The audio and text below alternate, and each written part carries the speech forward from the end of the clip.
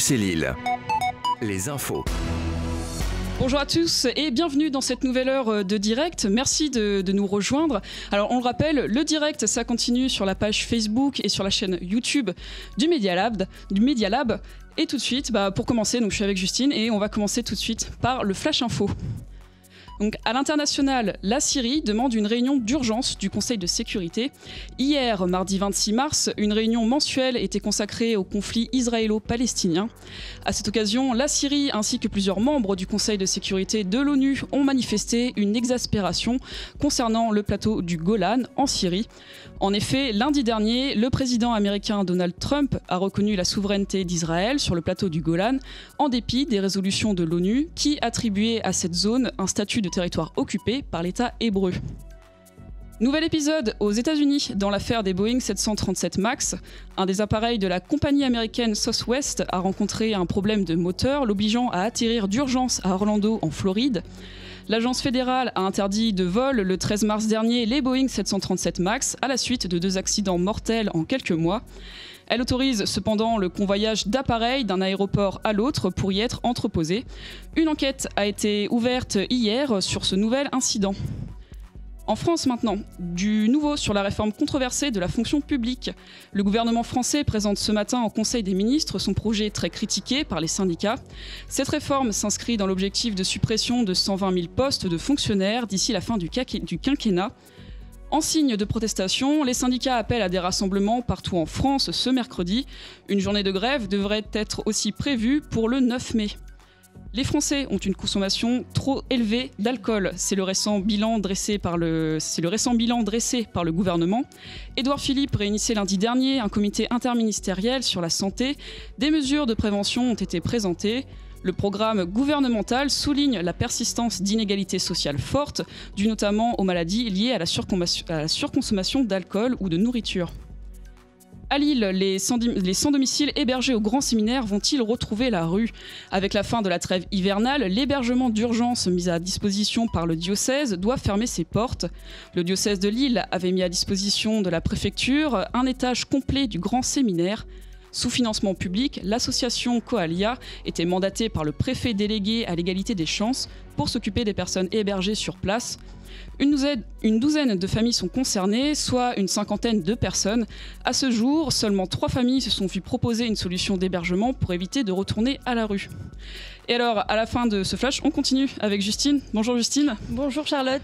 Alors, tu vas nous parler d'une exposition lilloise qui a été faite par des étudiants. C'est ça, donc à l'occasion de l'édition 2019 du projet Locomotif, une 60aine d'étudiants issus du pôle design d'Eficom ont investi le Palais Rameau afin d'y présenter une exposition. Au total, une centaine d'œuvres réparties en 4 domaines, le graphisme, le design d'espace, le design web ou encore les arts plastiques, ont été présentés. Créée en 2014, cette association a pour objectif de mettre en valeur les projets des étudiants lillois par la réalisation d'une exposition de 4 jours hors les murs consacrée aux œuvres de ces designers. Des œuvres souvent mal connues du grand public, comme nous l'explique Attila Plumet, l'un des organisateurs de l'exposition.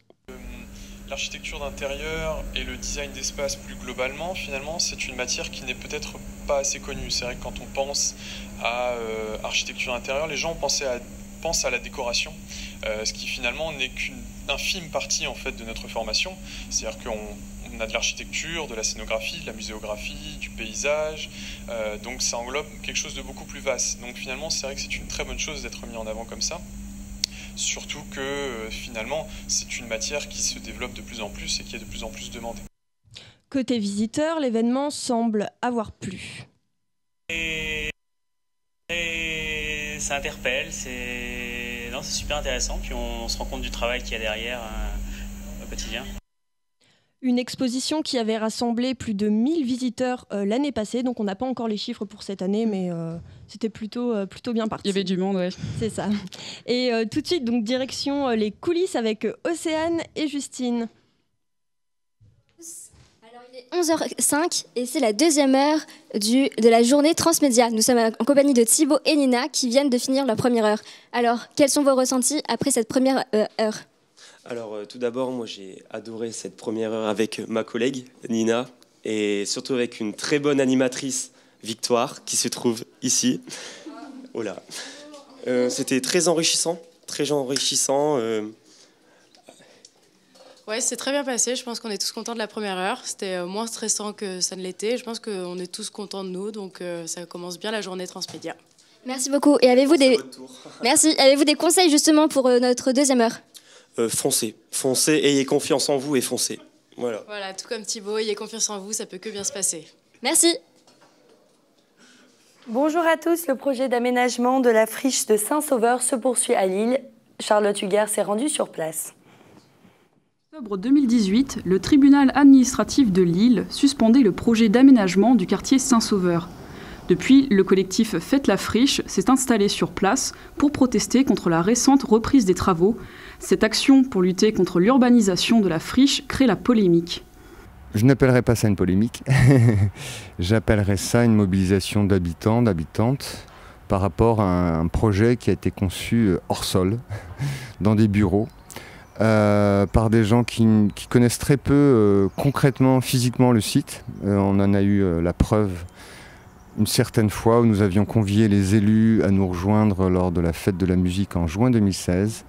Et celle-ci s'étonnait de découvrir la beauté du site. La ville compte construire 2500 logements, dont 35% de logements sociaux. Un projet nécessaire pour la MEL et pour de nombreuses associations, à l'image de la Fondation Abbé Pierre qui combat le mal logement. Il y a une demande importante sur la ville de Lille et sur la métropole lilloise. Et c'est pour ça qu'il faut continuer à construire et accélérer le rythme de la construction si on veut pouvoir répondre à l'ensemble des demandes. Après, sur ce projet précis, voilà, je pense qu'il y a effectivement des oppositions. Il faut les entendre aussi et il faut, en bonne intelligence, pouvoir respecter les attentes de chacun. Ces arguments sont difficilement entendables par le collectif. Ce dernier dénonce un chantage social. C'est toujours l'argument qui nous est sorti en disant « mais vous ne pensez pas aux gens qui sont mal logés ». Mais si, nous y pensons justement. Soit on décide que ce soit vraiment ça, auquel cas faut renoncer à des constructions monumentales comme par exemple la piscine olympique. Et parmi les 2500 logements, en mettre beaucoup plus qui relèvent du PLAI. Faites la friche compte bien continuer à se mobiliser en attendant les prochaines élections municipales et peut-être de nouveaux élus plus enclins à la protection de la friche. Charlotte nous a rejoint sur le plateau du Media Lab. Bonjour Charlotte. Bonjour Pauline. Alors on a vu votre reportage, un de vos interlocuteurs a évoqué un plan de PLAI. Est-ce que vous pouvez nous dire un peu qu'est-ce que c'est exactement? Oui, alors PLAI, c'est un acronyme qui tient pour prêt locatif d'aide d'intégration. Donc plus simplement, c'est une catégorie de logement social qui permet aux familles aux revenus modestes de pouvoir accéder à un logement et de pouvoir se loger tout simplement. D'accord. Et alors, comment est-ce que ça fait que ces installations soient toujours présentes aujourd'hui avec toutes les polémiques qu'on a pu entendre sur le sujet? Oui, donc j'en discutais beaucoup avec Camille que j'ai rencontré sur le terrain. Lui, le premier, était étonné qu'il ne se soit pas fait tout de suite dégagé, entre guillemets. C'est vrai qu'il y a eu quelques interventions de la police, mais rien de bien violent ou musclé. En réalité, à peu près tous les jours, quasiment, la police vient, mais ils ne font que prendre des photos. Donc pour le moment, ils espèrent pouvoir continuer à rester et ils espèrent ne pas avoir une mauvaise surprise, on va dire, pour eux. D'accord, donc si je comprends bien, c'est vraiment uniquement de la prise de photos, il n'y a pas vraiment d'action concrète. Oui, voilà, pour le moment, il n'y a pas eu de grosses interventions. Ils viennent juste, je pense, surveiller en fait, un peu comment ça évolue, mais pour le moment, rien de très concret. Et alors, est-ce qu'on peut dire aujourd'hui que la friche de Saint-Sauveur va se transformer en ZAD, comme on a pu le voir dans la région un peu avant? Oui, alors il faut bien préciser que ce n'est pas une ZAD, donc pas une zone à défendre, mais une ZAP, une zone à protéger. Ils ont beaucoup insisté là-dessus parce que c'est une grosse distinction à faire. En effet, ils sont assez pacifiques finalement. C'est pas comme les affrontements qu'il y a pu avoir dans les ZAD où il y a eu énormément de blessés, il y a eu beaucoup de problèmes. Non, là c'est très pacifique et en fait c'est un espace ouvert. Donc ils ne restent pas sur place, ils ne dorment pas sur place. C'est vraiment juste une installation, on va dire pérenne, qui reste pas pérenne, mais justement qui est éphémère. Qui est éphémère, voilà plutôt. Ouais. Et donc c'est ouvert à tous. La circulation est libre. D'ailleurs, quand j'y étais, j'ai vu beaucoup de gens en fait qui se promenaient tout au long et donc qui s'arrêtaient un petit peu, mais c'est pas un endroit fermé, clos. Ils essayent aussi de faire évoluer la zone. Ils installent un peu de mobilier. Ils ont installé récemment un potager. Ils ont planté des arbustes. tout au long de la friche. On peut le voir, il y a des endroits délimités pour les nouveaux arbustes. Donc depuis qu'ils se sont installés, ils en ont planté, je crois, un peu plus de 400, 450. Oui, donc ce qui est quand même pas mal. Ce qui est quand même pas mal. Donc c'est pour montrer qu'ils sont présents, et c'est tout l'intérêt en fait de cette cabane, c'est juste montrer qu'ils sont là. Mais il y a rien justement de, comment dire, c'est pas dans la longueur. Ils comptent pas rester ici et s'installer. C'est assez précaire, sommaire comme installation. Voilà, ça reste assez précaire, et c'est surtout pour essayer de faire vivre un peu la friche et montrer qu'il peut s'y passer des choses. Ils ont organisé des festivités, il y a eu des concerts, des réunions qui ont été organisées sur place. Ils ont aussi fait visiter à des habitants la friche pour essayer de sensibiliser le maximum de personnes à cette cause. D'accord. Et voilà, donc pour eux, c'est surtout important d'occuper le terrain, de montrer qu'ils sont là, mais il n'y a rien, voilà, ce n'est pas une installation, et il ne devrait pas y avoir normalement de grosses violences comme il y a pu avoir dans d'autres lieux. Et j'aurais une autre question, c'est vrai qu'on voit sur vos images qu'il y a très peu de gens sur place. Comment est-ce que vous expliquez ça? Est-ce que c'est les conditions dans lesquelles vous avez tourné qui ont fait qu'il y avait très peu de gens, ou est-ce que c'est habituel, en fait, au final, ça mobilise pas tant que ça? Je sais pas trop, je pense que c'est un petit peu les deux. Quand j'y suis allée, juste de façon très simple, le temps il faisait assez froid, il y avait beaucoup de vent, donc je pense que forcément il y a moins de gens qui y viennent, vu que comme ils ne sont pas installés, ils ne restent pas en permanence sur place. Pour en discuter du coup avec Camille, parce que c'est vrai que moi aussi ça m'a étonné de voir si peu de monde finalement, il m'a dit que souvent c'est plus en fin d'après-midi que les gens viennent, donc j'imagine que c'est après, voilà, quand les gens rentrent de leur travail, les habitants ils vont sur place, et on imagine que quand les beaux jours reviendront, il y aura aussi plus de monde sur le terrain. Oui, sans doute, c'est vrai. Merci Charlotte pour vos précisions. C'est l'heure à présent de votre agenda culturel. Au programme cette semaine et ce week-end, de nombreux événements sont à prévoir. Le festival Sérimania se poursuit à Lille. Si vous avez envie de découvrir en avant-première des séries internationales inédites, de rencontrer les équipes de vos séries préférées, ou encore de profiter de nombreuses animations, ce festival est à ne pas manquer. Des projections gratuites et inédites sont présentées toute la journée de vendredi. Parmi elles, la sortie mondiale de Sérostérone, vendredi à 11h30 au Majestic. Co-créée par Marion Séclin et Léonore Coste, la série suit les aventures d'une jeune femme dans un monde où les hommes ont disparu depuis 108 ans de la surface de la Terre. L'équipe de Sérimania dévoilera également la sortie internationale du film singapourien Driver. Ce dernier vous entraînera dans la course-poursuite effrénée d'un chauffeur de taxi pour retrouver son chauffeur de relève. Le festival s'achèvera ce samedi lors d'une cérémonie de clôture animée par l'humoriste Pablo Mira. Un autre rendez-vous est à ne pas manquer ce week-end également, et il commence aussi cette semaine pour les plus petits, cette fois-ci, le Maximum Festival. Le festival jeune public de la Maison Folie Oisem. Dans sa besace, des spectacles, des ateliers, mais aussi beaucoup de surprises, nous ont confié les organisateurs. À partir d'aujourd'hui et jusqu'à dimanche, plusieurs spectacles seront donc organisés. Parmi eux, le C3 propose un spectacle de cirque. La Soupe Compagnie, un spectacle sonore, visuel et musical. Samedi, les carnavaliers pourront se rejoindre dès 10h devant les halles de Oisem pour défiler au son de percussions. L'ambiance devrait être festive. Enfin, un dernier événement devrait réjouir les Lillois, le mapping. Une vingtaine de mappings sont à découvrir dans toute la ville vendredi soir. Et il y en aura pour tous les goûts, des mappings sur des bâtiments symboliques, des mappings immersifs sur architecture intérieure, ou encore des mappings jeux vidéo, qui est la spécialité de cette année. Le temps d'une soirée, la vidéo Mapping Festival vous propose donc de partir à la découverte de ces différents mappings à travers un parcours inédit passant par le Palais des Beaux-Arts, Grand Place ou encore la gare Saint-Sauveur. Au total, une boucle tout de même de 3,5 km, mais on vous rassure, vous pouvez la parcourir à votre rythme. La semaine dernière, les journées de la schizophrénie visaient à faire connaître au grand public les maladies psychiques. Ces maladies sont encore trop taboues et victimes de nombreuses idées reçues. Pour enlever les préjugés, une conférence était organisée à Lille. Justine Berger, Océane Pires se sont rendus sur place. Je suis tout seul. Je suis tout seul. Non, t'es pas tout seul. Mais laissez-le tranquille!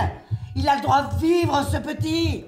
2 à gauche, c'est D, 3, c'est A, 5 à gauche, c'est ça, N, danger, M dit danger. Sauve-toi. La schizophrénie vue de l'intérieur, une conférence organisée à Lille lors des journées consacrées à la maladie, l'occasion de mieux la connaître. Donc c'est une maladie qui englobe à ce moment-là, déjà qui commence en fait, qui peut avoir entre 15 et 25 ans, c'est le début en fait de la maladie. Mais comme je disais tout à l'heure, il peut avoir des prémices auparavant, dès le jeune âge. Et donc après c'est le début du diagnostic qui est important. Plus c'est précoce, mieux c'est. Après il y a donc plusieurs signes. Vous avez déjà en fait ce qu'on appelle le délire, où la personne peut être à ce moment se sentir persécutée. Et on peut avoir aussi des thèmes par rapport, par exemple, à la religion. Il y a, donc je suis le descendant de Dieu, etc. Mais il y a aussi d'autres thèmes. Après, vous avez des hallucinations. Donc c'est le mécanisme du délire, qui peut avoir au niveau des voix qui entendent, des visions qu'ils peuvent voir, des sensations aussi sur le corps. Voilà, par exemple. Donc, et après, il y a aussi une conviction inébranlable par rapport en fait à ce délire-là. La personne y adhère complètement. Donc à partir du moment où il est complètement parasité justement par ce délire, il n'entend, il ne voit que ça. Il y croit.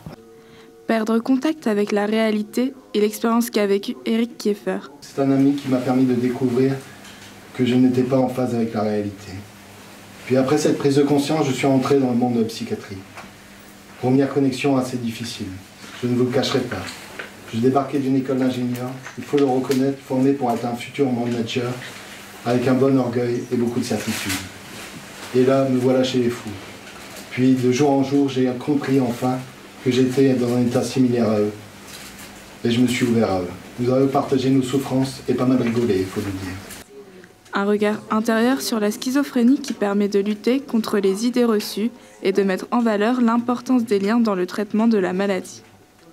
Ça va servir peut-être à tous les acteurs de prendre conscience que cette maladie ou ces maladies psychiatriques sont lourdes et que le but c'est la vie sociale de la personne qui est en jeu, quoi. C'est de vivre tout simplement et d'être bien dans la société. On parle de citoyenneté, de psychiatrie citoyenne. Elle est là, il faut accepter les gens comme ils sont et le parcours, c'est pas un parcours de soins, c'est un parcours de vie. Faire comprendre que tout le monde est dans la boucle. En France, on estime à 600 000 le nombre de personnes qui sont atteintes de schizophrénie.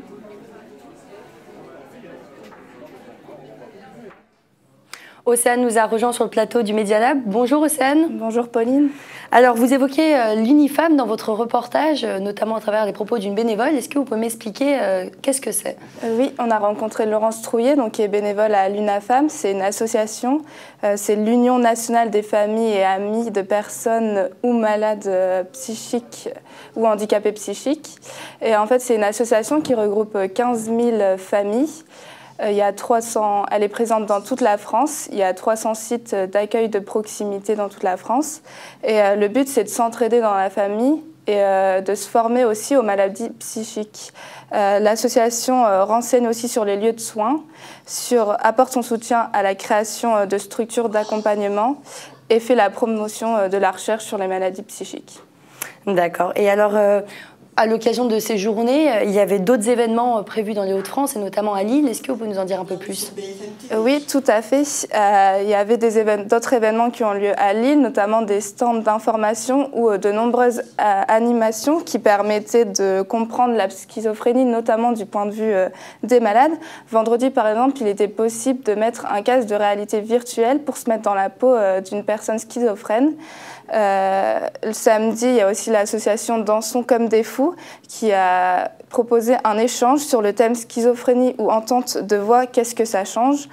D'autres événements s'intéressaient aussi à l'impact de la maladie du point de vue des proches aidants, notamment avec des conférences pour montrer l'impact que peut avoir la schizophrénie lorsqu'on aide une personne atteinte. Et tous ces événements avaient pour but de lutter contre les idées reçues par rapport à cette maladie. Et alors, vous m'avez parlé, vous, du casque. Moi, ça m'intrigue. Est-ce que vous avez eu l'occasion de le tester? Malheureusement, non. C'était une autre journée. Moi, je suis allée voir la conférence mercredi et ça s'est passé ce week-end. D'accord. Et alors, dernière question, est-ce que vous avez-vous senti vous touché par cette maladie? Est-ce que votre réflexion a avancé au fur et à mesure de la journée? Alors oui, la conférence à laquelle j'ai assisté, il y avait 2 intervenants, donc une personne atteinte de schizophrénie et aussi une mère dont le fils est schizophrène depuis ses 14 ans. La maladie a été détectée à ses 14 ans. Et c'était un regard croisé qui permettait de comprendre la prise de conscience d'une personne malade schizophrène, parce que ça met du temps à comprendre et à accepter la maladie, et aussi de comprendre tout le processus de guérison ou de moins d'accompagnement d'une personne schizophrène. Mais c'est un processus long et complexe, j'imagine. Long et complexe, oui. Eh ben, merci Océane. On part maintenant en radio pour rejoindre Justine dans les coulisses. Alors bienvenue dans les coulisses, on va tout de suite se rendre au desk, voir où est-ce que le prochain groupe en est au niveau timing. Guillaume. Salut Justine. Alors, où en es-tu pour ton passage ? Bah écoute, tout est prêt, tout est paré, ça a été compliqué, mais on y arrive. Et donc, vous avez combien de reportages prévus ? Alors, on a 3 reportages. Un reportage sur l'exposition de design Locomotif, un reportage sur une pièce de théâtre contre le sexisme et un reportage... Ah, j'ai oublié. Et vous êtes combien dans le groupe ? Eh bien, on est 5. Il y a Charlie ici présent, Valentin, moi-même, Quentin et Alison et Rachel. Cherche un café, s'il te plaît, Guillaume. Et Alison qui est avec son ukulélé. Oui. Eh ben, très bien, donc direction radio maintenant pour le rappel des titres avec Charlotte. Justine, merci Justine pour ces coulisses. On en découvre toujours un petit peu plus. On découvre les coulisses tout simplement de notre journée transmédia. Alors tout de suite, Radio UC Lille. Les infos.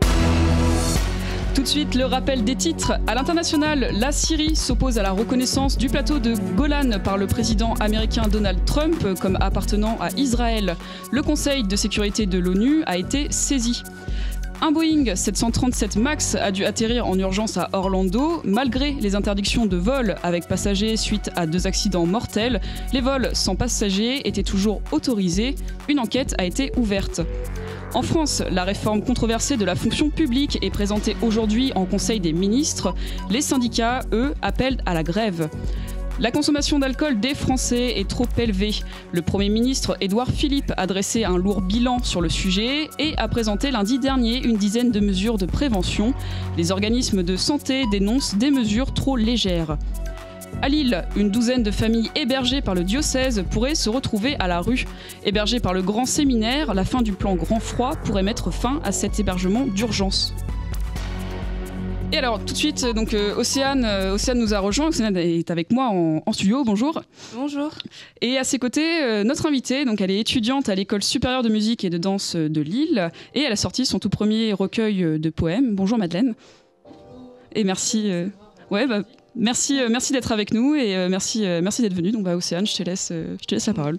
Oui, bonjour Madeleine, donc vous avez 22 ans et êtes étudiante à l'École supérieure de musique et de danse à Lille. Il y a 4 jours, vous avez présenté au Salon de Bondu, votre premier recueil de poèmes aux éditions Chloé de Lys, intitulé Turbulence. Donc je vais commencer par une question toute simple, comment allez-vous ? Oh bah ça va très bien aujourd'hui, écoutez. Oui, donc vous venez d'être publié avec votre recueil de poèmes Turbulence, et depuis combien de temps écrivez-vous ? Alors j'écris vraiment depuis que je suis toute petite. J'ai commencé à écrire des poèmes vers 8 ans.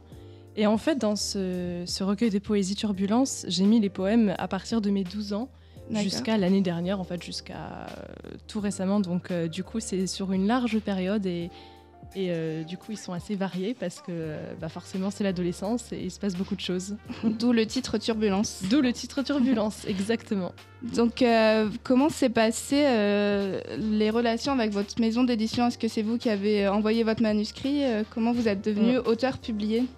Alors oui, c'est ça, c'est moi qui ai envoyé mon manuscrit et le contact s'est très bien passé. En fait, c'est vraiment une maison d'édition très, très humaine. Et on a vraiment fait le livre ensemble.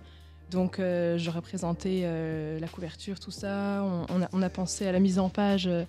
Voilà, donc très bon contact et on s'est vu au Salon de Bondu samedi dernier, c'était très sympathique. Vous avez parlé de la couverture, il me semble que c'est une collaboration avec votre maman. Vous pouvez un peu décrire et parler du coup de votre couverture ? Oui, tout à fait. Donc voilà, cette couverture, c'est un personnage qui qui est tourné vers l'intérieur, avec des mouvements qui se proposent un peu de toutes parts.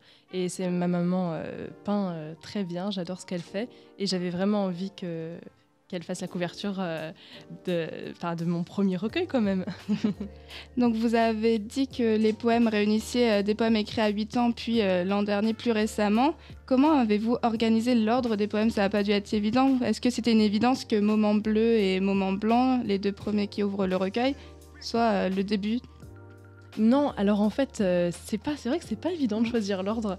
J'ai essayé de les mettre dans le désordre par rapport à la chronologie, en fait, parce que je voulais pas non plus que... je voulais qu'on soit un peu perdu, quoi. Je voulais semer un peu le doute, etc. Donc j'ai essayé de les organiser un petit peu pour qu'il y ait des thèmes différents, que ce soit varié, qu'on puisse le lire d'une manière fluide dans l'ordre et qu'il y ait un équilibre, en fait, tout au long du livre. D'accord. Donc samedi, vous l'avez présenté à un premier public. Comment s'est passé ce premier contact? Je pense que les gens étaient surpris de voir quelqu'un, parce que je suis quand même assez jeune à écrire des poésies et tout, et les gens s'arrêtaient pas mal, d'autant que j'ai eu des articles dans La Voix du Nord, dans La Croix du Nord, sur Actu, tout ça, donc du coup les gens avaient les coupures de presse, quoi, et ils venaient me voir, et les gens étaient très curieux dans l'ensemble. Donc bon accueil. Pas trop stressé pour quand même ce un premier... petit peu, ouais. mais la journée était longue, hein, mais c'était vraiment super. On a fait des belles rencontres entre auteurs et tout. C'était chouette. Il y a beaucoup de monde dans ce salon du livre. Et c'était pas trop difficile du coup de voir partir un peu son œuvre, d'autant plus que la poésie c'est peut-être une écriture un peu plus intime qu'un roman par exemple. Donc oui, c'est très intime et justement il n'y a pas énormément de gens qui étaient au courant même que j'écrivais des poèmes avant que j'ai sorti mon recueil. Donc au final c'est très bien, hein, il faut faire comme ça qu'on avance aussi. C'est en essayant de se pousser un peu dans ses retranchements, je pense. Et est-ce que vous pouvez nous lire un de vos poèmes du coup? Alors oui. Qu'est-ce que je pourrais vous lire?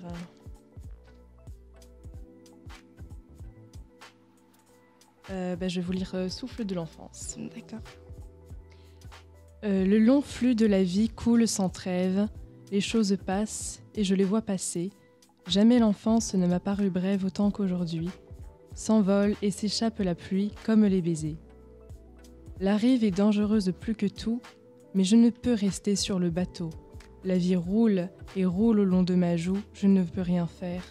Je la vois couler dans la mer, comme mes sanglots. Un souffle n'a plus le temps de survivre quand un chemin se finit pour toujours. Un souffle est un regret quand il veut vivre, il est mon enfance, et je respire quand j'avance l'odeur de ses jours. Merci beaucoup. Est-ce qu'on va vous laisser bien sûr savourer la sortie de votre recueil, mais est-ce que vous êtes déjà en train d'écrire de nouveaux poèmes ou avez-vous de nouveaux projets? Tout à fait. Je continue toujours d'en écrire et j'aimerais bien sortir prochainement mon deuxième recueil de poésie. Pour l'instant, ça reste dans la poésie. Hein. D'accord. J'ai pas d'autres. Peut-être un jour un roman ou une pièce de théâtre. On ne sait pas. On verra bien. D'accord. Merci beaucoup Madeleine de Boisson d'être venue nous voir. Je te coupe, je suis désolée, j'aurais peut-être juste une dernière petite question. Est-ce que dans tout le recueil, est-ce que tu as un poème favori toi qui t'a... Non, parce qu'en fait je les ai écrits à tellement de périodes différentes qu'en fait ils représentaient tous vraiment quelque chose de fort à un moment donné pour moi. Et du coup je les aime tous à leur manière. Alors il y en a que j'aime moins forcément, mais non, j'ai pas de poème. Pas de favori, non. Favori, non. Ok, très bien. Merci beaucoup. Donc nous le rappelons, Turbulence aux éditions Chloé Délice. Ok, merci, encore merci d'être venu nous voir. Et puis très beau recueil en tout cas, le poème qu'on a pu entendre. On espère que nos auditeurs ont pu savourer cette lecture. C'était très, très beau. Et on te souhaite bonne continuation et puis de rencontrer le succès surtout. Hein. Merci beaucoup, j'espère. C'est le principal, oui. Alors, on continue tout de suite avec de l'actualité et on va s'intéresser au Brexit. Alors, en début de semaine encore, un nouveau retournement de situation a eu lieu. Ce lundi, la Chambre des communes, donc il faut entendre par là le Parlement britannique, a voté 329 voix oui contre 302 voix non pour prendre le contrôle du Brexit. Alors pour nous, Français et plus largement Européens, c'est à ne plus rien comprendre. C'est un petit peu compliqué de suivre ça de loin. Parce qu'il y a encore 2 semaines, le Parlement votait non, et voilà que cette semaine, le président du Parlement, John Bercow, s'égosille sur la victoire du oui. Alors on va essayer de remettre un petit peu les choses en ordre. Donc mardi 12 mars, les députés britanniques votaient sur le nouvel accord de sortie de l'Union européenne qui était présenté par Theresa May. Après la rejection d'une première version le 15 janvier, la Première ministre ne s'attendait pas à une défaite si humiliante. En effet, il y a eu 391 voix contre le nouvel accord et 242 voix pour. Donc suite à cela, les députés ont dû voter le mercredi 13 mars sur une sortie de l'Union européenne, cette fois-ci une sortie avec ou sans accord. Et c'est le no deal qui n'a pas été retenu, au soulagement de beaucoup. Et enfin, donc suite à ces nouveaux éléments, jeudi 14 mars, un vote du Parlement britannique, en accord avec les 27 États membres de l'Union, a reporté la date du Brexit au 12 avril, alors qu'à la base, il était initialement prévu au 29 mars. Donc une suite d'événements importants qui amène au vote de lundi dernier le vote d'un amendement permettant aux députés d'influer sur le processus du Brexit et ainsi réduire l'influence de Theresa May. Mais alors, qu'est-ce que l'on peut attendre dans les prochains jours ? Donc ce mercredi, une série d'alternatives sera votée afin de sortir de l'impasse dans laquelle le pays est depuis bientôt 3 ans. Parmi ces alternatives, on retrouve plusieurs choses. Un nouveau référendum, l'idée, encore une fois, d'un no deal, donc je le rappelle, une sortie de l'Union sans accord, ou encore une autre forme de Brexit, comme une union douanière. Donc si Theresa May n'a aucune obligation d'appliquer ces alternatives, il va être difficile pour elle de les ignorer. La Première ministre est dans une semaine critique. En effet, suite à tous ces votes et à cette défaite humiliante, 3 de ses secrétaires d'État ont annoncé leur démission au moment du vote. La rumeur court que l'opposition risque de pousser Theresa May à la démission. Alors de nombreux experts s'accordent sur le fait qu'une sortie de l'Union sans accord est la solution la plus probable. Mais malheureusement, ce serait un divorce brutal qui risque de poser de nombreux problèmes pour le Royaume-Uni, notamment au niveau de l'ouverture des frontières. Alors au vu de ces marchés communs et transactions, la France risque d'être le pays de l'Union qui serait le plus touché économiquement parlant par un Brexit dur et sans transition, donc par un Brexit sur le thème du no deal.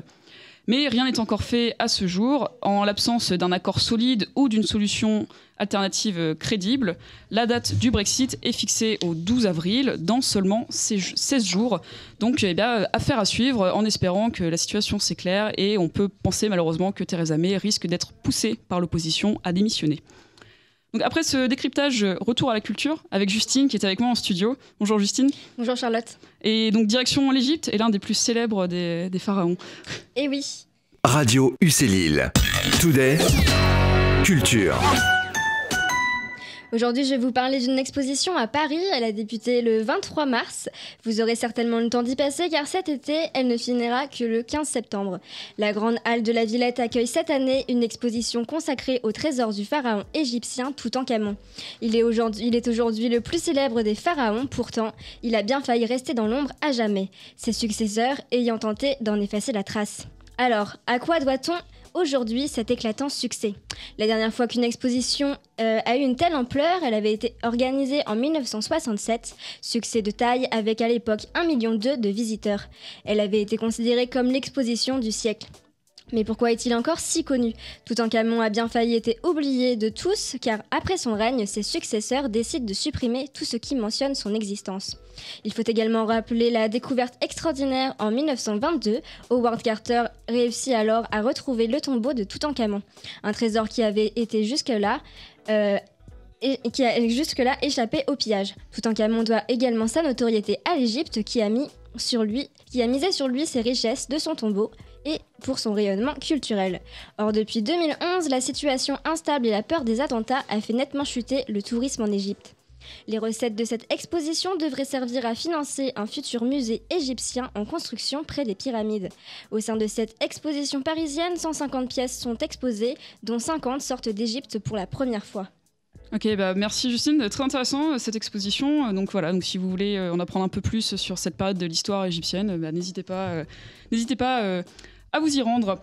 Et donc on continue tout de suite avec nos coulisses. On retrouve Océane en direct.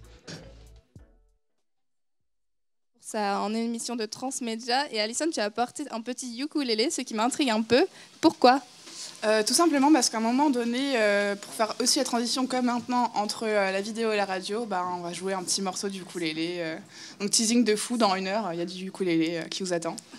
Est-ce que tu peux nous jouer un petit morceau? Allez, c'est parti, ok. Je me souviens plus exactement, mais allez, let's go. Un peu d'improvisation. Wise men say only fools rush in, but I can't help falling in love with you. Merci beaucoup, Alessane. Tu es fin prête pour ton émission. Qu'est-ce qui va se passer dans ton émission? Tu as prévu beaucoup d'invités? Alors, au niveau des invités, je me souviens pas de tout. En tout cas, ce que je peux vous garantir de ce que je me souviens, il y aura E4She, donc l'association féministe qui vient de l'IAE de Lille. Il y aura aussi des chroniques politiques, des chroniques. Il y aura un jeu, d'ailleurs, le jeu de Quentin. Ne loupez pas ça vers 13h. Ce sera vraiment super intéressant. Et aussi, il y aura du débat. Là, cette fois-ci, ce sera sur le droit de la presse, avec tout ce qui vient de sortir dernièrement sur les GAFA qui détiennent les parts des droits d'auteur. Voilà. Et il y aura aussi un petit reportage sur une marche ou une manifestation? Oui, c'est ça. Il y aura un reportage sur un die-in qui s'est passé au niveau de la Grand Place de Lille vendredi dernier. Donc un die-in, c'est quand les personnes s'allongent sur le sol pour faire les morts, en fait. Voilà. Merci beaucoup. Donc tout ça, c'est dans 1 heure, de midi à 13h. C'est ça. On a hâte. En attendant, on va retourner au plateau avec Pauline. Océane, de nous avoir fait écouter ce petit air de musique, c'est toujours agréable. Après les villes de Melun, Nancy ou encore les Andelys, dernièrement, c'est au tour de Lille d'avoir un lieu rendant hommage à Arnaud Beltrame. Justine Berger, Justine Carrère et Océane Pires ont assisté à cette inauguration. Bonjour, le colonel Arnaud Beltrame perdait la vie lors des attentats de Trèbes. En hommage, le parvis de l'hôtel de région de Lille porte désormais son nom.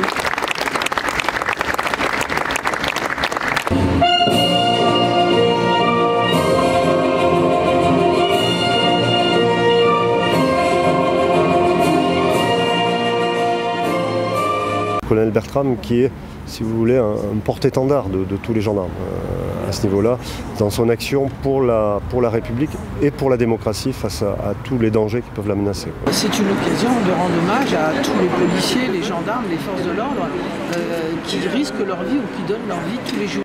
Un geste soutenu par les Lillois. Je fais partie de l'association des FFOC, les femmes des forces de l'ordre en colère. Donc nous sommes là pour aider, pour défendre au maximum les pompiers, la police, la gendarmerie, les pénitenciers, enfin tout ce qui a trait à ces travaux qui sont maintenant très très difficiles pour tout le monde. Et puis l'histoire du colonel Beltrame, ça m'a profondément choquée et je pense que nous devons être là pour prouver qu'on soutient la famille et qu'on est toujours là pour lui également. C'est quelque chose qui devrait non seulement être mis en valeur, mais qui devrait être rendu, qui devrait bien davantage être développé, être souligné et être remarqué par le grand public. Aujourd'hui, trop souvent, des forces de l'ordre se dévouent pour l'ensemble des Français et les Français ne le savent pas. On considère que c'est normal, que c'est un dû, qu'ils sont là pour nous protéger, pour nous défendre, c'est la réalité, mais le geste était quand même magnifique et je pense que notre présence à tous aujourd'hui ici était importante vraiment pour souligner la beauté de son geste et le caractère héroïque de sa démarche. Près de 150 communes ont ainsi rendu hommage à Arnaud Beltrame. Justine nous a rejoint sur le plateau du Media Lab. Bonjour Justine. Bonjour Pauline. Alors on voit pas la famille d'Arnaud Beltrame en fait dans vos images, c'est ce qui m'a tout de suite interpellée. Est-ce que vous pouvez m'expliquer pourquoi? Eh bien oui, en fait il y avait un autre événement à Marc-en-Barœul d'où est issue la femme d'Arnaud Beltrame et il s'était rendu justement au square Arnaud Beltrame qui avait été inauguré en juin 2018. Et il y a un livre qui est sorti récemment donc sur ce héros qui était Arnaud Beltrame. Est-ce que vous pouvez nous en dire un peu plus? Alors oui, exactement. C'est sa mère qui l'a écrit. Elle s'appelle Nicole Beltrame. Il s'intitule « C'était mon fils ». Selon sa mère, Arnaud ne s'est pas sacrifié, mais a fait son devoir. Dans ce livre, elle raconte son enfance, sa carrière, l'histoire, je cite, de son petit prince. Avec pudeur et détermination, elle n'évite aucun sujet sujet et elle pense vraiment à rendre hommage à son fils dans ce livre. Elle y exprime toute sa douleur et son ressenti face à cet événement tragique de sa vie. Donc c'est le témoignage d'une mère dans la douleur, mais qui essaye aussi de faire son deuil. Exactement. Et ben merci Océane. À l'international maintenant, en Algérie, l'armée lâche Bouteflika. Le général Ahmed Gaïd Salah, chef d'état-major des armées, se retrouve en position d'arbitre dans la crise politique qui secoue le pays depuis plus d'un mois. Il a demandé hier soir qu'Abdelaziz Bouteflika soit déclaré inapte à gouverner. Le général a choisi de rester dans un cadre institutionnel en appelant à déclencher l'article 102 de la Constitution qui prévoit l'incapacité du chef de l'État pour raison médicale. Affaibli depuis 2013 à cause des séquelles de son AVC, Bouteflika est confronté depuis plus d'un mois à des contestations dans tout le pays.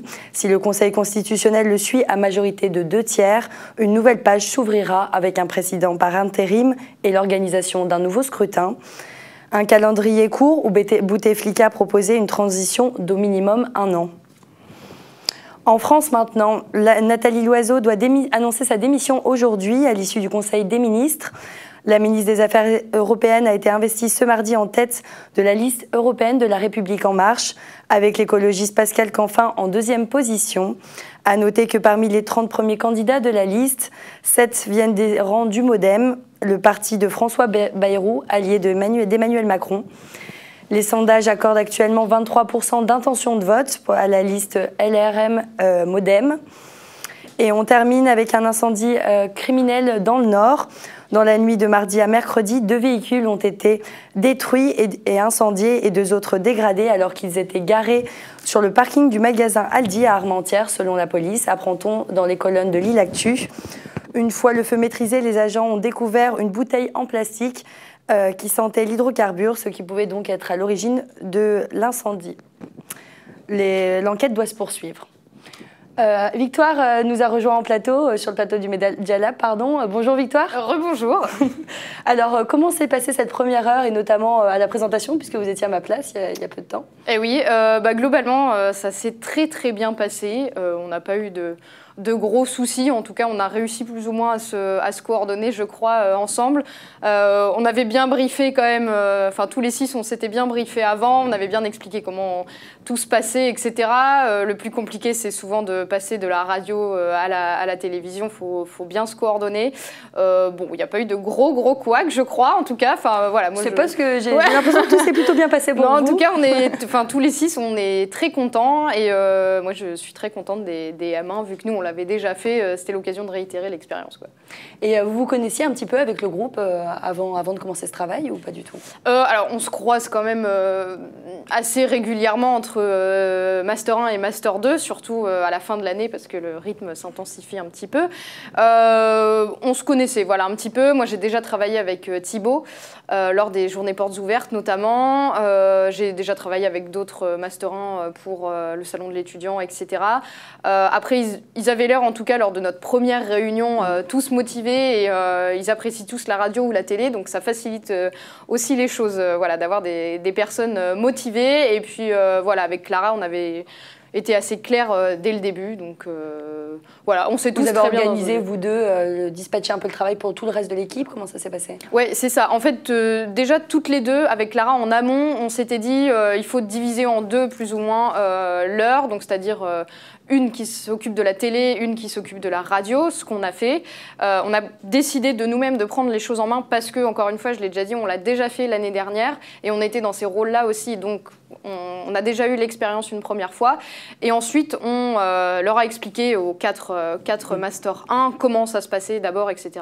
On leur a demandé ce qu'ils voulaient faire, ils se sont mis d'accord tout de suite, ils avaient leurs préférences. Et qu'est-ce qui a été le plus difficile au final à mettre en place dans le groupe pour vous? Le plus difficile, je sais pas, peut-être... c'est même pas l'organisation en fait, parce qu'au final ça s'est fait très, très simplement, très facilement, mais c'est juste d'oublier aucun point en fait. Parce qu'on se rend pas compte comme ça, mais il y a beaucoup de détails derrière, même les coulisses, en vrai c'est une grande préparation, il y a 1 minute 30 de coulisses, mais faut quand même le préparer, mine de rien. Est-ce que c'est pas dur justement de meubler un coulisses quand tous les gens sont en plein dans leur préparation de leur travail? Est-ce que d'aller les déranger pour une interview, est-ce que c'est simple Alors, il faut savoir démarcher les gens. Ça, c'est une des qualités qu'on doit avoir, en tout cas qu'on doit apprendre au sein de notre formation. Savoir improviser également, voilà, ça, on l'apprend aussi, et surtout en Master 2. Ils verront l'année prochaine. Hein. Est-ce qu'ils les attendent? Mais ça s'apprend énormément parce que de combler même 2 minutes, c'est énorme, même 1 minute d'ailleurs, il faut savoir le combler. Voilà, donc faut pas se répéter non plus, faut pas stresser parce qu'on est un peu maître du temps et c'est pour ça aussi que le rôle de présentation, c'est vachement important pour contrôler un peu tout ce timing. Et on l'a vu du coup donc, pendant la première séquence de notre émission Transmédia, que vous étiez assez à l'aise. Est-ce que c'est votre expérience au sein des Journées Portes Ouvertes et d'autres événements qui vous mettent aujourd'hui en confiance? Non, je suis pas... je dirais pas personnellement que je suis à l'aise naturellement parce que je vais pas dire voilà, que j'ai fait ça toute ma vie, pas du tout. Hein. Moi, comme tout le monde ici, quasiment j'ai découvert ça en arrivant en Master 1. C'est au fil de la pratique, c'est en écoutant les conseils des professeurs, des professionnels, etc., en les appliquant, en pratiquant tout le temps qu'on s'améliore. Et justement, quand il y a des couacs, ou en tout cas des... ça passe mieux d'être à l'aise mine de rien. Bien entendu. L'humour peut détendre un peu l'atmosphère et laisser avancer le cours de l'émission. Exactement. Non, ça aide déjà de ne pas stresser et de garder son calme et tout ça, ça aide tout simplement à bien recoordonner quand il y a un souci, de combler encore une fois, de se concentrer toujours dans sa tête. Et puis, mais c'est un travail pour nous de 2 ans du coup. Voilà. Et donc toi, tu as décidé de t'occuper de la partie télévision, Clara de la partie radio. Est-ce que c'est parce que vous avez déjà des préférences pour votre choix professionnel plus tard ou est-ce que ça s'est fait au hasard? Alors bon, Clara n'est pas à l'aise à la télé et donc voilà, c'était rédhibitoire et chacun a ses préférences comme tu viens de le dire. Oui. Clara est plutôt presse écrite. Voilà, mais elle aime bien la radio, il n'y a pas de souci, on la pratique encore une fois très régulièrement, nous on a notre propre émission et tout, donc ça aide aussi. Voilà, on a nos préférences, personnellement mon média de prédilection c'est la radio, oui. Mais je m'ouvre aussi à la télévision pour un avenir, pour plus loin, on va dire, un peu plus lointain. Et du coup, toi dans l'idéal, est-ce que tu as déjà une rédac où tu aimerais travailler une radio lilloise, j'aimerais bien une rédaction de la métropole parce que j'ai pas envie de commencer tout de suite dans le national. Déjà, c'est pas forcément accessible non plus tout de suite. Hein. Oui, c'est compliqué déjà d'avoir des pistes. Ouais, il faut déjà avoir une expérience au moins sur plusieurs années parce que même si on apprend très très bien, je trouve dans cette formation sur le terrain, en pratique, etc. très régulièrement, c'est encore différent dans le milieu professionnel. Chaque rédaction a sa ligne éditoriale, son contenu, sa façon de travailler, etc. Donc, faut essayer. L'idéal, ça serait de commencer à l'échelle lilloise, ce qui est déjà pas mal, je trouve. Donc, voilà. Est-ce que tu pourrais nous dire le nom de cette radio, peut-être? Ou c'est encore compliqué? C'est encore compliqué. C'est en négociation? C'est en négociation. En plus, là, ces mois-ci, donc mars, avril, c'est les mois cruciaux, on va dire, pour les radios et les télévisions. C'est important, bien sûr. C'est maintenant que tout se joue, en tout cas pour la rentrée. Donc, il y a un peu de remue-ménage dans toutes ces rédactions et c'est amené à bouger. Donc, en fait, j'en ai pas une vraiment en particulier. Bien sûr. Mais, même si tu as des préférences, peut-être que tu y as déjà été, toi? L'année dernière, j'ai fait un stage au sein de la radio Contact FM, donc qui est très connue dans le Nord, hein, c'est la première radio régionale en tout cas. Ça s'est très bien passé. S'ils veulent de moi, avec plaisir. J'arrive à grands pas, voilà. Et on te remercie Victoire, on te souhaite tout ce que tu veux pour la suite et notamment de travailler dans une radio, une radio locale. Merci Victoire. On retrouve maintenant Charlotte en radio pour un rappel des titres. Merci Pauline. Donc oui, comme tu l'as dit, tout de suite, le rappel des titres. Les infos.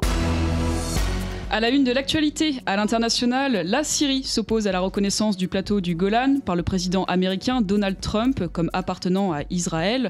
Le Conseil de sécurité de l'ONU a été saisi. Un Boeing 737 MAX a dû atterrir en urgence à Orlando. Malgré les interdictions de vol avec passagers suite à 2 accidents mortels, les vols sans passagers étaient toujours autorisés. Une enquête a été ouverte. En France, la réforme controversée de la fonction publique est présentée aujourd'hui en Conseil des ministres. Les syndicats, eux, appellent à la grève. La consommation d'alcool des Français est trop élevée. Le Premier ministre Édouard Philippe a dressé un lourd bilan sur le sujet et a présenté lundi dernier une dizaine de mesures de prévention.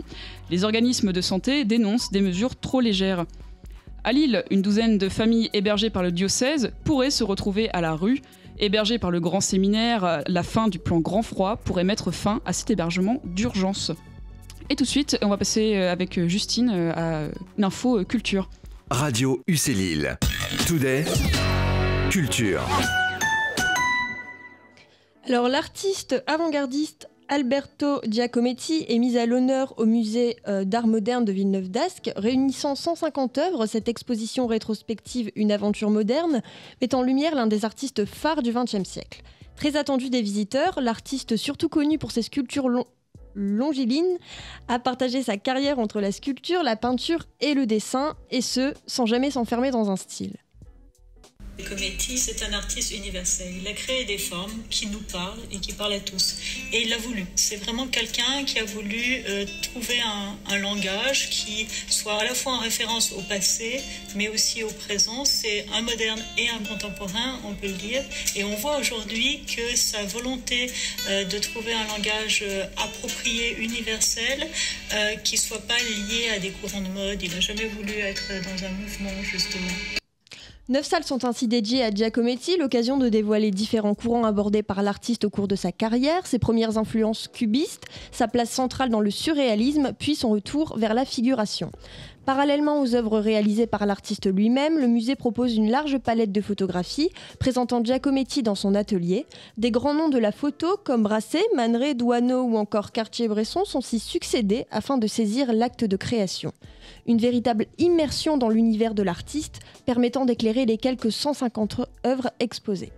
Avec cette rétrospective, le LAM espère attirer environ 150 000 visiteurs de toute l'Europe et vous avez jusqu'au 11 juin pour voir l'exposition. Merci Justine pour cet éclairage. Donc tu t'y es rendue ou... Ouais. Ouais. Et alors qu'est-ce que ça donnait? Est-ce qu'il y avait beaucoup de monde ou qu'est-ce que ça peut annoncer pour la suite? Il y avait plusieurs groupes et d'après l'une des guides, c'est l'une des meilleures expositions du LAM. Et on a vraiment beaucoup de salles qui sont consacrées à cet artiste et avec un éclairage vraiment fabuleux. Et c'est vraiment l'occasion de découvrir l'artiste. Et je pense que ça va attirer quand même beaucoup de monde puisque ça vient quand même d'une collection privée. Donc c'est pas tous les jours qu'on a l'occasion de voir Giacometti. Ok, merci. On espère que ça vous a donné envie d'aller voir cette exposition. Alors aujourd'hui, on est mercredi. Et mercredi, c'est ciné. Et on retrouve tout de suite les sorties avec Justine. Radio UC Lille. Today, cinéma. Et oui, Pauline, comme tu l'as dit, Charlotte excuse-moi. C'est pas grave. C'est sorti ciné aujourd'hui. Alors, le premier film de ma sélection s'intitule C'est l'amour. Alors, depuis que sa femme est partie, Mario tient la maison et élève seul ses 2 filles.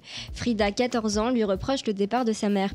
Nikki, quant à elle, 17 ans, rêve d'indépendance. Mario, lui, attend toujours le retour de sa femme. Bonjour, vous êtes bien sur la messagerie d'Armel. Laissez-moi un message et je vous rappelle. Excuse-moi de te rappeler encore, c'est pour parler des filles. Tout va bien, t'inquiète pas, je gère. En ce moment, je les trouve un peu agitées. Tu m'étonnes que maman se casse avec un relou pareil.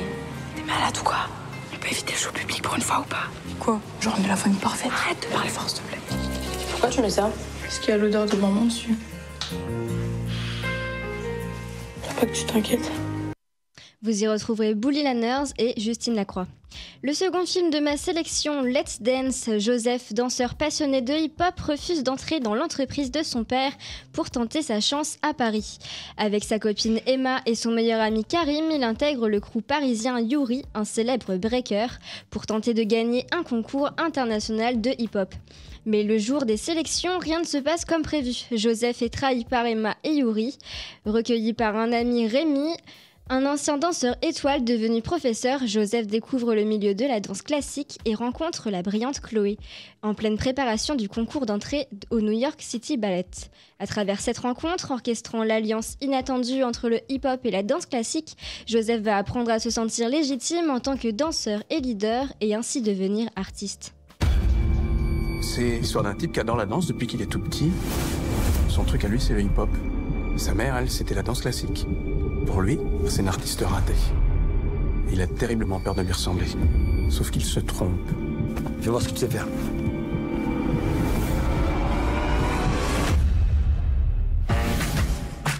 Je m'installe sur Paris. T'es là pour longtemps? Juste le temps de passer le concours. D'ici là, faut vraiment que je trouve un boulot. Bon, y a pas un petit job ici? J'ai le plaisir de vous présenter vos nouveaux professeurs. Vous y retrouverez Ryan Bensetti et Guillaume Tanquedec. Et enfin, ma dernière sélection, puisque toutes les bonnes choses ont une fin, synonyme. Yoav, un jeune Israélien, atterrit à Paris avec l'espoir que la France et la langue française le sauveront de la folie de son pays.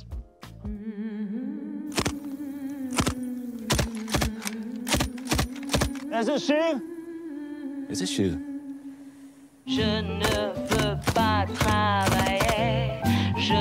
Je suis arrivé en France pour fuir Israël.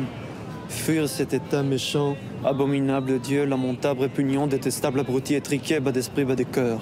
Aucun pays n'est tout ça à la fois. Choisis. Les ducs, les duchesses, les princes. Vous y retrouverez Tom Mercier et Quentin Dolmer. Merci Justine. Donc rendez-vous dans les salles obscures pour aller voir tout ça. Et pour finir, on va finir tout simplement en détente. Je vous ai préparé un petit jeu. Alors cette semaine, c'est le gros événement lillois. Vous n'êtes pas sans savoir qu'il y a Série Mania qui se déroule. Donc j'ai choisi comme thème tout simplement les séries. Alors ça peut concerner une série en particulier ou bien les coulisses ou l'industrie des séries en général. Donc quelques questions simples avec trois propositions, je vais y arriver et je vous laisse après, je vous laisse choisir. Donc pour commencer, alors les séries sont de plus en plus longues, il y a de plus en plus de saisons, d'épisodes et je vais vous demander quelle est la série la plus longue à ce jour. Alors je vous propose du coup trois réponses, Les Simpsons, NCIS ou Dallas. Ouais. Dans les trois, il y a quand même beaucoup d'épisodes, mais c'est vrai que les Simpsons, ça passe en boucle encore. Donc, ouais, les Simpsons aussi. Pas de triche, je vois. Bon, je tente Dallas alors. Dallas, ok, c'était les Simpsons. Ouais. Donc les Simpsons, jusqu'à ce jour, ils ont un peu plus de 650 épisodes qui sont sortis. Donc il y a une vingtaine de saisons, je crois, et ça existe depuis 89. Donc c'est très, très, très long. Aussi long que les Feux de l'amour alors. À peu près, ouais, en gros. Mais sinon, non, NCIS, Dallas, c'était pas loin derrière. Ils étaient tous les deux à 351 épisodes et 357. Donc, ouais, voilà. Pas loin. Donc on continue. Alors on connaît tous la plateforme de streaming Netflix, bien évidemment. Et sur toutes les séries diffusées aux États-Unis, à votre avis, quelle est la plus regardée entre The Big Bang Theory, The Office et Friends? Ah, j'hésite entre Friends et The Big Bang Theory parce que, mais franchement, je pense que niveau audience, ça se vaut. Mais je dirais quand même Friends parce que franchement, c'est une série incontournable. Ouais. Les filles, pareil. Pareil. On est sur Friends, c'était The Office. C'était le piège. Alors c'était le petit piège parce que Friends, ça reste quand même la plus visionnée, mais au Royaume-Uni et pas aux États-Unis. Mais c'est vrai que c'est des très grandes séries qui ont eu beaucoup de succès. Alors, est-ce que vous connaissez toutes Desperate Housewives? Bien sûr.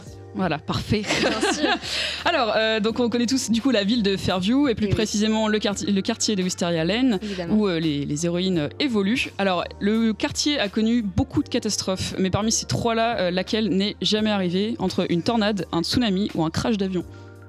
Un tsunami parce qu'il y a eu la tornade et le crash d'avion. Voilà, parfait. J'ai même pas besoin de préciser. Donc, oui, en effet, c'était tsunami. Donc la tornade, c'était dans la saison 4 et le crash d'avion, c'était fin de la saison 6, si je ne dis pas de bêtises. On continue dans les séries au niveau des récompenses. Alors, quelle est la série qui a été le plus récompensée, qui a été la plus primée à ce jour? Alors, entre Friends, Game of Thrones et Sense8. Game of Thrones. Ou Sense8. Ah, je sais pas. J'hésite entre les deux. C'est des très très bonnes séries. Donc, ouais. Sense8. Ah ouais, bah ouais, je sais pas trop Sense8 parce que apparemment il y a pas mal d'effets spéciaux, donc peut-être ça. Ouais, t'aurais dû écouter ton premier instinct. C'était Game of Thrones. Ouais. J'hésitais en plus. Et Sense8 a eu beaucoup de récompenses, mais à ce jour, Game of Thrones, la série a reçu plus d'une centaine de prix, que ce soit des Emmy, des Grammy, des Golden Globes. Chaque année, ils en reçoivent énormément. Il y a eu, ils sont tous primés, que ce soit les acteurs, que ce soit le maquillage, la photographie. C'est l'une des plus grosses séries, en tout cas, niveau récompense. Et en plus, il y a la dernière saison qui arrive, alors... En plus, oui, c'est en avril, c'est ça? Ouais. Donc c'est bientôt. On attend tous avec impatience. Ouais, on attend de retrouver l'ultime saison. Exactement. Alors, dans la série, cette fois-ci, on passe à une série française 10%. Ah ouais, j'adore. Ça connaît, oui. Alors, question toute simple. Le chien d'Arlette, l'une des 4 agents de stars porte le nom d'un acteur français connu. Quel est-il? Entre Jean Gabin, Alain Delon ou Pierre Richard? Jean Gabin. Ouais, Jean Gabin. Ouais. Voilà, donc on voit tous, pour ceux qui connaissent pas, Arlette est on va dire une personne âgée qui a beaucoup fumé, donc elle a la voix très, très, très grave. Donc c'est vrai que le Jean Gabin, c'est très, très mignon, ce petit chien. Alors on parlait de Sense8 tout à l'heure et donc je vais revenir du coup sur une petite question sur cette série. Donc très rapidement, ça raconte l'histoire de 8 personnes qui habitent aux 4 coins du monde et qui se rendent compte un jour qu'elles ont une connexion particulière, qui peuvent communiquer, qui peuvent avoir les aptitudes des uns des autres. Mais malheureusement la série a dû s'arrêter en raison du manque de budget. Parce que notamment le tournage s'est fait dans toutes les villes, donc il y a eu Berlin, c'était Berlin, Londres, Paris, ils ont beaucoup voyagé. Et à votre avis, quel est le budget par épisode en dollars, le budget par épisode de Sense8? Ouais, c'est un peu compliqué celle-là, donc entre 5 millions de dollars, 7 millions de dollars ou 9 millions de dollars? Je dirais 7 millions. 7 aussi? Ouais. Océane, un avis? Je suis sûre c'est 9. C'est 9 millions. Oh. Ouais. À 2 millions près. Ouais. Et on va finir avec une dernière question. Alors, on connaît beaucoup d'acteurs qui ont commencé dans les séries et du coup, on me fait signe qu'on va devoir couper. Donc, du coup, voilà, malheureusement, moi, c'était une question toute simple. Alors, pour nous, c'est déjà fini. Notre horaire est fini, mais la journée Transmédia continue. On le rappelle, le direct continue jusqu'à 16h cet après-midi sur la page Facebook et sur la chaîne YouTube du Media Lab. Donc, restez connectés et suivez-nous tout au long de la journée. Bonne journée à tous.